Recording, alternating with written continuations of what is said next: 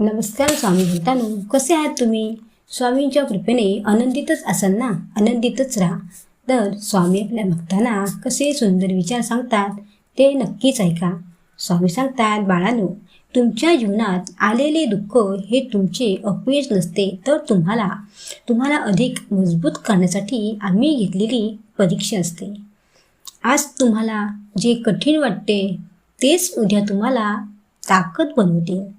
हे आमचे सत्य वचन लक्षात ठेवा. तसेच बाळांनो, देवाला कधीच दोष देऊ नका, कारण परमेश्वर हा प्रत्येकाला त्याच्या कर्मानुसार फळ देत असतो. आणि आज जे तुम्हाला मिळाले आहे त्याबद्दल तुम्ही समाधानी राहा. बाळांनो, जोवर स्वतःच्या ठिकाणी दुर्गुणांचा भरणा असतो तोवर दुसऱ्यांच्या ठिकाणी दोष दिसून येतात.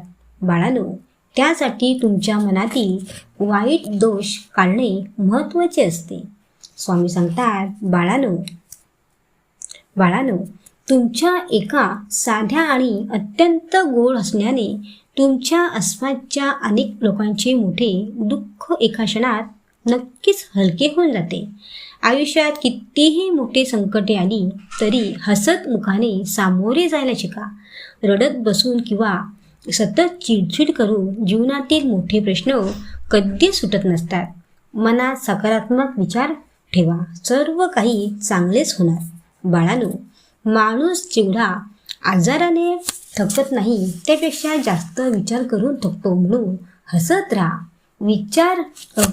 विचार सोडा आणि आमच्या नामस्मरणामध्ये सतत राहा. बाळांनो, सुख दुःख या दोन्ही वेळेपैकी कोणत्या प्रसंगी माणूस कसा काय वागत असतो आणि त्याची देव नेहमी परीक्षा पाहत असतो. आणि जो हसत हसत चांगली कर्म करतो तोच देवाला आवडतो, हे तुम्ही लक्षात ठेवा.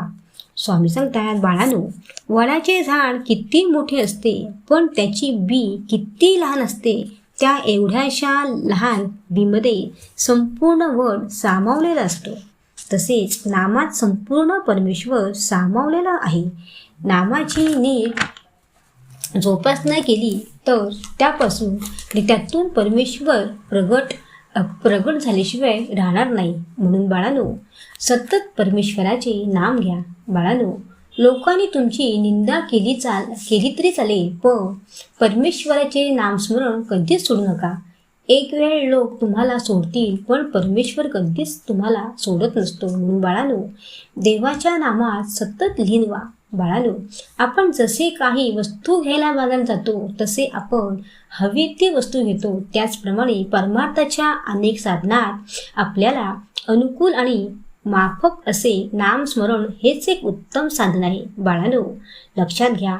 स्वामी सांगतात, बाळांनो, माणसांकडे जेव्हा खूप पैसा असतो तेव्हा त्याच्या अवतीभोवती स्तुती करणारे खूप खोटे मित्र नेहमी जमा होतात. पण एखादे मोठे संकट त्याच्यावर येते तेव्हा हे सर्व मित्र त्याची साथ सोडून जातात. आणि जो व्यक्ती अत्यंत कठीण काळात कोणतीही अपेक्षा न ठेवता तुमचा हात घट्ट पकडून ठेवतो तो आमचा खराच आशीर्वाद असतो.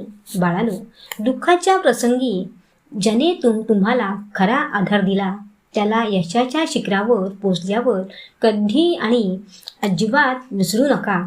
तसेच बाळांनो, हेही लक्षात ठेवा की जेव्हा तुम्ही आयुष्यात